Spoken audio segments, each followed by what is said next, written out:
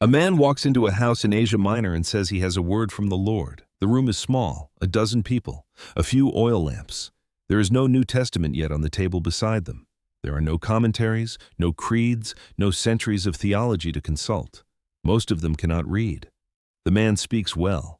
He quotes the Hebrew prophets. He uses the name of Jesus.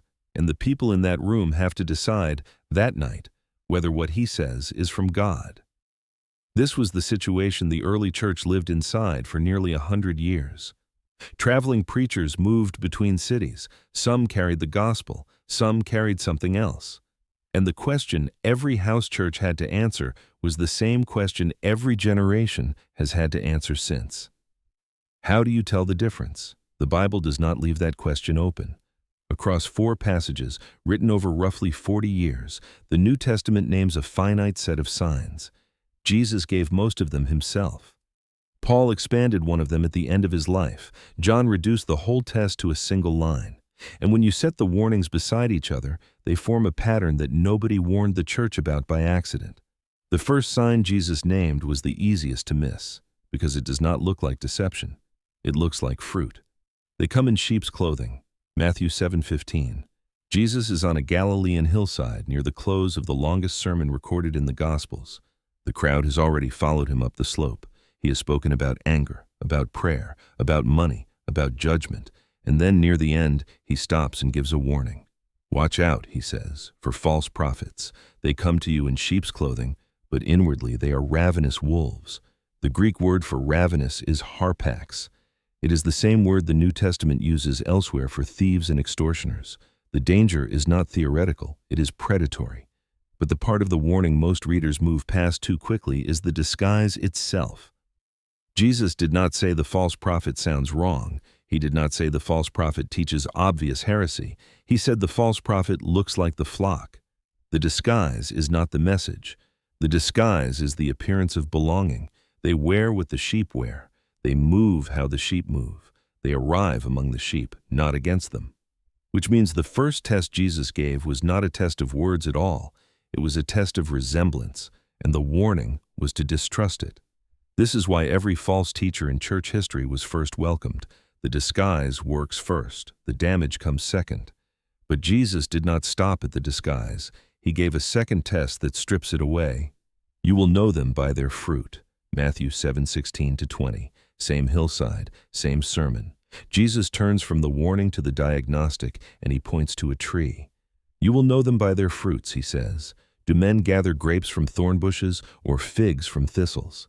The image is agricultural, and his audience knew it immediately. First-century Galilee was thornbush country. Travelers learned early that you do not get figs from a thorn bush, no matter how green it looks from a distance. The lesson is patient. A tree takes time to show what it is. Jesus repeats the test twice in 5 verses to make sure they catch it. A good tree cannot bear bad fruit. A bad tree cannot bear good fruit, which means the second test is not what the prophet says about himself. It is what grows from his life over time. And here is what most readers miss about this passage. The fruit Jesus is naming is not converts. It is not crowds. It is not platform or following or the size of the ministry. The fruit, as the rest of the New Testament unfolds it, is the fruit Paul later names in Galatians 5. Love, joy, peace, patience, kindness, goodness, faithfulness, gentleness, self-control. The character of the teacher growing slowly over years. Jesus gave a slow test for a fast threat. The disguise can be put on in a moment. The fruit takes seasons. This is why the pattern of a teacher's life, watched over time, matters more than the power of any single sermon. The next warning Jesus gave moved from how they appear to what they will actually claim. Many will come in my name. Matthew 24:5. 3 years later, on a different hillside. This time it is the Mount of Olives, 4 days before the crucifixion. The disciples have just asked Jesus when the end will come. And before he answers the question, he gives a warning. Take heed that no one deceives you, he says. For many will come in my name saying, I am the Christ, and will deceive many. The first sign of the end Jesus named was not war. It was not famine. It was religious counterfeit. The word many matters. He did not say a few. He did not say 1 or 2. Jesus expected this in volume. And the parallel accounts in Mark 13 and Luke 21 carry the same warning in nearly the same words. But here is the line most readers walk past. Jesus did not say they would deny him. He said they would come in his name. The danger he named is not the openly false teacher who rejects Christianity from outside. The danger he named is the Christian-sounding claim, the teacher who uses his name to say something he never said. This is why deception, in the Bible, is almost always interior to the church before it is exterior to it. Jesus put the counterfeit inside the building before he put it outside. It reframes how to read every movement that has ever claimed his name. The next sign was sharper still, and Jesus said it would deceive even those who should know better. Signs and wonders to deceive the elect. Matthew 24:24. Same Olivet teaching, a few sentences later. Jesus describes a future moment when the supernatural itself will not be the proof. False Christs and false prophets will rise, he says, and show great signs and wonders, so as to deceive, if possible, even the elect. The Greek word here is terata, wonders. The same word the Septuagint uses for the miracles performed by the magicians of Pharaoh in the book of Exodus. When Aaron's staff became a serpent, Pharaoh's magicians did the same thing. The supernatural was real on both sides of that confrontation, and Jesus carries that pattern forward into the end of the age. Power, he says, is not a verification of truth. Miracles, signs, wonders, manifestations, none of these by themselves prove the source. He put miracles on the side of the false prophet, not just the true one. This is one of the most overlooked sentences in the New Testament. The presence of the supernatural is not the test. So Jesus moved the verification somewhere else. He moved it from spectacle to scripture. The truth of a teacher is measured by what he says, not by what happens around him when he says it. And that is why every revival movement, in every century, has had to be tested by doctrine and not only by experience. The signs were never meant to be the proof. 3 decades later, an aging apostle wrote down the test in a single line. A form of godliness but denying its power. 2 Timothy 3:5. The setting changes completely. A Roman cell, around AD 67. Paul is writing what tradition holds to be his last letter. He writes to Timothy, his young protege, and he warns him about the days ahead. In the last days, Paul says, perilous times will come.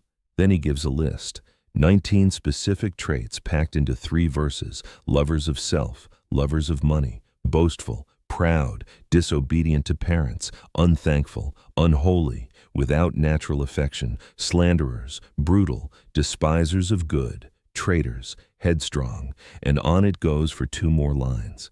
Then Paul closes the list with a single sentence that contains the entire warning in compressed form.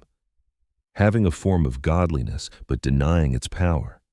This is the inverse of the warning Jesus gave on the Mount of Olives. Jesus warned the disciples about false prophets who would come with great signs and wonders. Paul warns Timothy about false teachers who will have the appearance but not the power at all.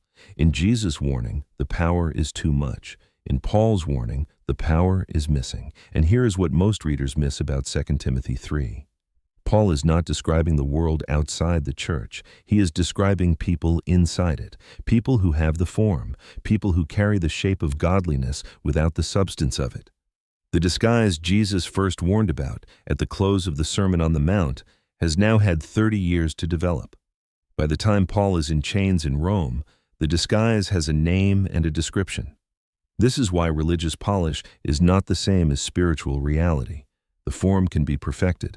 The power cannot be faked.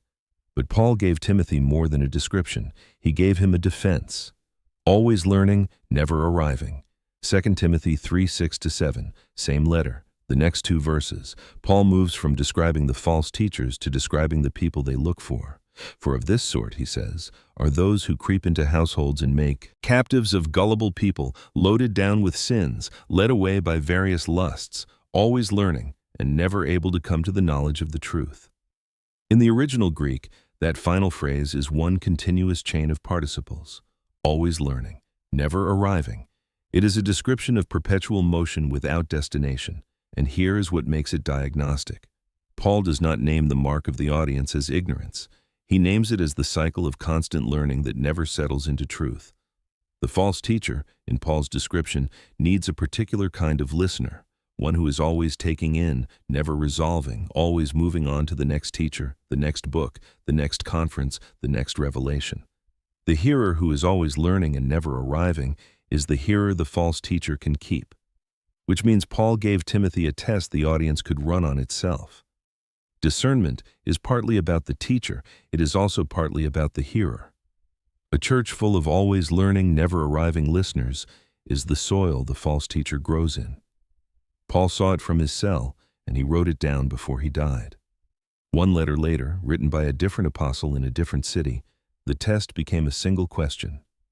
Test the spirits. 1 John 4, 1-3. Ephesus, late in the 1st century. John is now an old man. He has outlived nearly every other apostle. He writes to churches surrounded by competing teachers, visionaries, Gnostic philosophers, traveling prophets claiming new revelations every month. And John reduces the entire test to one sentence. Beloved, do not believe every spirit, but test the spirits whether they are of God. Because many false prophets have gone out into the world. The verb test in Greek is dokimazo, the word used for assaying metals, putting them through fire to verify their composition.